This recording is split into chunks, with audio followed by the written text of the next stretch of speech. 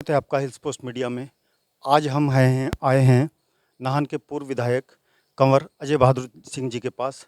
आइए जानते हैं इनसे नाहन की पतंगबाजी के बारे में क्या विशेषताएं हैं, इसका क्या इतिहास रहा। आइए खुद बताएंगे। सर नमस्कार, स्वागत है नमस्कार। आपका। नमस्कार जी। जी। आपका स्वागत है। जिस विषय में आप बात करना चाह रहे हैं और ख़ास करके जो नाहन की मशहूर पतंगबाजी होती थी उस विषय में, और ख़ास करके मैं ये आपको बताना चाहूँगा कि इसकी तैयारी बहुत पहले शुरू हो जाती थी। जो पतंगबाजी की कंपटीशन एक किस्म से होता था, पतंगबाजी में कई लोग शिरकत करते थे इसमें, और ख़ास करके पहले भी हुआ होगा, पर ख़ास तौर पे जो आखिरी महाराजा राजेंद्र प्रकाश थे, उन्होंने विशेष तौर पे इसमें रुचि दिखाई और वो खुद भी पतंगबाजी करते थे। और रियासत ख़त्म होने के बाद भी बहुत अरसा तक जब भी वो नहान होते थे इस अवसर पर, तो वो इसमें शिरकत किया करते थे। और ये ऐसा नहीं था कि ये एक ही दिन का उत्सव था, इसकी तैयारियां कम से कम एक महीना पहले शुरू हो जाती थी। और हर एक मोहल्ले में अलग अलग जो ऊंचा स्थान था, वहाँ जाकर मांझा सूता जाता था, जिसको डोर बोलते हैं। अब तो चाइनीज़ डोर आ गई, जो कि नहीं होनी चाहिए, जो बहुत डेंजरस है पक्षियों के लिए भी और आदमियों के लिए भी। पर वो पहले डोर अपने आप यहीं बनाई जाती थी और उसमें मांझा सूता जाता था। और मांझा भी ऐसा था कि उसका अपना फॉर्मूला होता था, हर एक का, हर एक मोहल्ले वाले का, हर एक जो इसमें जो कंपटीशन करते थे उनका अपना सीक्रेट फार्मूला होता था बहुत ज़्यादा, और वो कभी शेयर नहीं करते थे। और यहाँ तक ये भी होता था कि वो सीखने के लिए एक जैसे टोलियाँ होती थी, जैसे ये ऊपर का महलात का इलाका है, इसे ऊपरली टोली कहा जाता था। तो यहाँ का जो मांझा सूचा जाता था वो तो या तो लक्ष्मी नारायण मंदिर पे सूचा जाता था, या आपका हाथी तान है यहाँ यहाँ सूचा जाता था। और महलों में अपने आप भी जो महाराजा के रिश्तेदार थे, निकट संबंधी, उनके अपने महलों में सब जगह, जैसे आपका सूरत पैलेस है, रणविजय पैलेस है ऊपर जिसको बीडीओ ऑफिस कहते हैं, और रंजोर पैलेस है, तो इसमें आंगन में डोर लगा करके उसमें लगाया जाता था, उसमें मांझा सूता जाता था। और मांझा को उसको फॉर्मूला सीखने के लिए, चोरने के लिए दूसरे ग्रुप के लोग भी आते थे और आ करके उसमें वो देखना चाहते थे, तो उनसे वो चुपचाप से उनसे पर्दा रखा जाता था। और इसमें जो पतंग भी मैं आपको बताऊं, अलग अलग किस्म की पतंग भी बनती थी, जिसमें बड़े छाछ होते थे, छोटी होती थी पतंगें, और कोई उसमें ख़ास तौर पे जो लड़ाकू किस्म की पतंगें ख़ास तौर पे तैयार होती थी। तो उसमें मशहूर यहाँ एक उमर दराज थे, जो मुस्लिम परिवार से, आतिशबाज यहाँ के जो थे उस फैमिली से थे, और बहुत अच्छा जो है वो पतंग बनाया करते थे। चरखियाँ भी बनती थी यहाँ नाहन में। पहले तो आम जो लकड़ी की थी बड़ी चरखियाँ अलग अलग साइज़ की बनती थी, तो उसके पश्चात फिर वो बॉल बेरिंग से इस्तेमाल करके भी चरखियाँ बनने लगी। तो ये पहले तैयारी हुई, और सब जब डोर डार तैयार हो जाती थी, शमशेर विला में लोग जाते थे, कोई मांझा सूतने, कोई कहीं जहाँ भी खुली जगह होती थी, और हर एक इलाके की अपनी टोलियाँ होती थी। और जिस दिन रक्षाबंधन होती थी उस टाइम मैं आपको ये भी बताऊं कि जब वो चरखी आती थी, महल में आती थी, हम लोगों के यहाँ आती थी, तो अच्छी प्रकार हमें मालूम है कि कई सारी पतंगें होती थी, उनको थाल में सजाया जाता था, उसमें चरखी भी रखी जाती थी, और मंदिर में पूजा करके उनके ऊपर जो हमारे जो राजपुरोहित थे वो पूजन करते बाकायदा उसमें करके, जैसे और आप वो करते हैं, तो उनको पूजा करके चरखी को भी तिलक किया जाता था। और एक उसके बाद फिर वो कंपटीशन उसमें होता था। और ख़ास करके रक्षाबंधन के दिन तो सुबह से ही वो जो था आसमान जो है पतंग इसमें छाया जाता था। हवा भी चलती थी, किस टाइप की हवा चल रही है। कई बार ऐसा था कि आपके शमशेर विला की तरफ से रानीताल की तरफ हवा चल रही है, तो उसमें ज़्यादा अच्छा रहता था, क्योंकि उसमें जो ज़्यादा पतंगें थी तो सब लोग इधर देखते जहाँ शहर बसा हुआ है।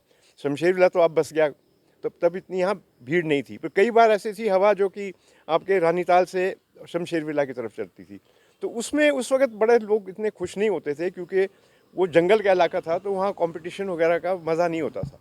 और यहाँ फिर जो था उसमें बड़ा ज़बरदस्त कंपटीशन होता था, और बड़ा उसमें जो हुआ उसमें सब लोग हिस्सा लेते थे। और मुझे अच्छी तरह याद है कि इसमें जब पतंग कटती थी तो बड़ा ज़ोर से हल्ला मचाया करते थे लोग, और कि काटा है, काटा करके ऐसे हल्ला मचाते। और पतंग लूटने वाले अलग होते थे, वो पतंग लूटने के लिए बच्चे जो लोग थे वो दौड़ते थे जहाँ पतंग गिरती थी।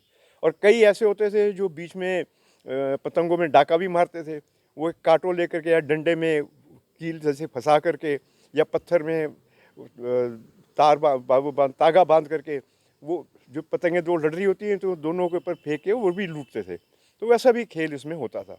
और यहाँ तक कि आप ये देखिए, मुझे अच्छी तरह याद है जबकि हम लोग भी यहाँ से पतंग उड़ा रहे थे और तब रियासत ख़त्म हो गई थी। महाराजा शमशेर अपने राजेंद्र प्रकाश जी भी अपने लोगों के साथ ये जो ऊपर छत है उस पर पतंग उड़ा रहे थे। और यहाँ जो है ये आपके हमारे साथ ही यहाँ ठाकुर जय सिंह जी रहते थे जिनका यहाँ मकान था और डॉक्टर परमार के रिलेशन थे, वो भी बहुत अच्छे पतंगबाज थे। तो उन्होंने, सब लोग देख रहे थे और महाराजा का पतंग है वो उन्होंने ठाकुर जय सिंह जी ने काट दिया और बड़ा हल्ला मचा कि महाराजा की पतंग कट गई, महाराजा की पतंग कट गई। लोग, बच्चों ने बहुत हल्ला मचाया, पर उन्होंने भी वो नहीं माना, कोई उसमें नहीं मानी और बड़े खुश हुए, बड़े उसमें हुआ और सब वो एंजॉय करते थे। चाहे इसमें ऐसा नहीं था कि ये अगर कोई छोटे बच्चे ने महाराजा की पतंग काट दिया, किसी की काट दी तो बुरा माने कोई, ऐसा कोई नहीं था।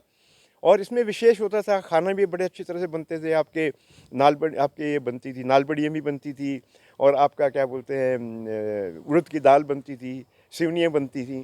तो ये इसमें इस तरह से सारे फेस्टिवल होते थे। और यहाँ जो है रक्षाबंधन नहीं कहते थे इसको, सिरमौर के अंदर सलूणों कहते थे इसको। रक्षाबंधन का त्यौहार है, ये सलूणों नाम से जाना जाता था और एक बड़ा अच्छा उत्सव होता था जिसमें सब किस्म के बड़े छोटे सब लोग हिस्सा लेते थे।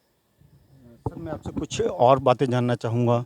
जैसे आज लगभग एक तो आपने बात बोली है चाइनीज़ डोर की, और दूसरे युवाओं में ऐसा लगता है जैसे नाहन के युवाओं में शायद इसका क्रेज कम हुआ है, तो आप उनको कोई संदेश देना चाहेंगे? देखिए, मैं आपको ये बताना चाहता हूँ कि हम तो अपनी परंपरा हर एक, ये पतंगबाजी के हम कई चीज़ें छोड़ चुके हैं। हम आजकल जो है वो हम टेलीविज़न की और ये आपका गेमिंग और जो है आपका मोबाइल के ऊपर उसमें चले गए हैं सब लोग। तो हमारी जो परंपरा है, जो हमारी पहचान थी, वो तो हम भूल गए हैं, वो छोड़ रहे हैं। अब थोड़ा दिन ही आएगा कि आप में और जो आपका जो खाना बदोश है में कोई फ़र्क ही नहीं रहेगा आपका। तो हम जो अपने पहाड़ के लोग हैं, जो भी यहाँ आए हैं, बाहर से भी लोग आए हैं, ऐसे नहीं है सब पहाड़ के हैं, बाहर से भी लोग आए हैं, उनके भी हमने जो त्यौहार अपनाए। कई त्यौहार ऐसे थे जो कि पहले नहीं होते थे, तो वो हमने उनसे सीखे हैं।